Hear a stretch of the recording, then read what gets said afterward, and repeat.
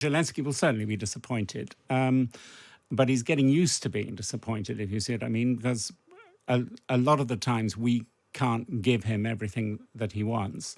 All eyes are on India as they host the G20, soon to become the G21. Now, we're starting to get some interesting sort of meat on the bone coming out from this gathering, and a joint statement has just been released. But people are taking a lot of interest in this because it looks like it's failed to condemn Russia's invasion of Ukraine after China and Russia rejected language that looked like it was blaming Moscow for the conflict. The Delhi declaration does not directly criticise Russia for the war, but it does talk about the human suffering and negative added impacts of the war in Ukraine with regard to global food and energy security. It also notes that there were different views and assessments of the situation. Now, the previous G20 declaration, known as the Bali Declaration, made in Indonesia last November, had tougher language. It referred to aggression by the Russian Federation against Ukraine.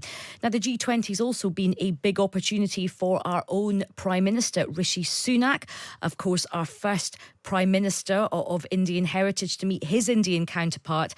They're discussing many things, but they're also, of course, trying to hammer out that trade deal where talks have reached their very final and quite difficult, politically sensitive stages. So what does India want from a deal in the UK? Can Rishi Sunak square that political circle? And also, you know, India's role as an emerging political and economic superpower. Well, joining us now is the Times' diplomatic editor, Roger Boys. Roger, welcome. Thank you. And Dr. Kamini Gupta from King's College London, who's a real expert on India's business and trade relationships. Kamini, welcome. Thank you. Roger, I'll start with you. Let's talk about some of the sort of geopolitics and some of the politics coming out of this. What do you make about this joint statement, this Delhi declaration, and the language being used? Well, I think it was actually quite a successful a summit for Modi. There were a lot of doomsayers beforehand saying that there might not even be a communique afterwards. You know, you had Xi not present, maybe afraid of losing face or wanting to torpedo it because of Indian-Chinese tensions and so on. But and Russia anyway not there in the form of the president, and so there was a kind of feeling that it might just dribble off a little bit. But in fact, the outcome is not bad. I think, bringing in the African Union and making it into the G21, so this is effectively the last G20 Summit that Modi has presided over, is a good move. It does, and Modi, I think, has successfully pulled it away after the BRICS meeting. You know, that's Brazil, Russia, India, China, South Africa, away from these multilateral organizations operating increasingly either as Chinese proxies or at least as, you know, a football between China and America.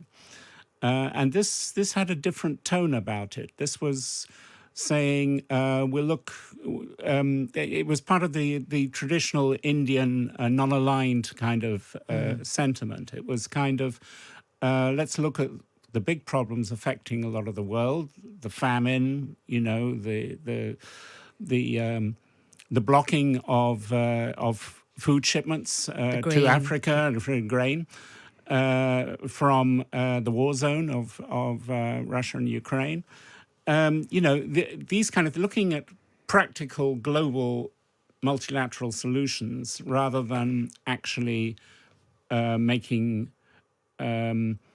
communique war, if you see what I mean. But do you think that there will be some, particularly, you know, people who are keen supporters of Ukraine, Zelensky himself, who will look at this sort of watering down of the language and be slightly disappointed, to say the least? Yeah, I mean, Zelensky will certainly be disappointed. But he's getting used to being disappointed, if you see what I mean, because a lot of the times we can't give him everything that he wants. The question is the ambition, and I think the ambition is still there. It's not, of course, the phrasing is different from Bali. In fact, there isn't any Bali-style phrasing in it at all. There's no direct criticism of Russia, but there is a sense that even if it's not stated, that Russia's created a problem which the international community has to help solve. Okay. Yeah.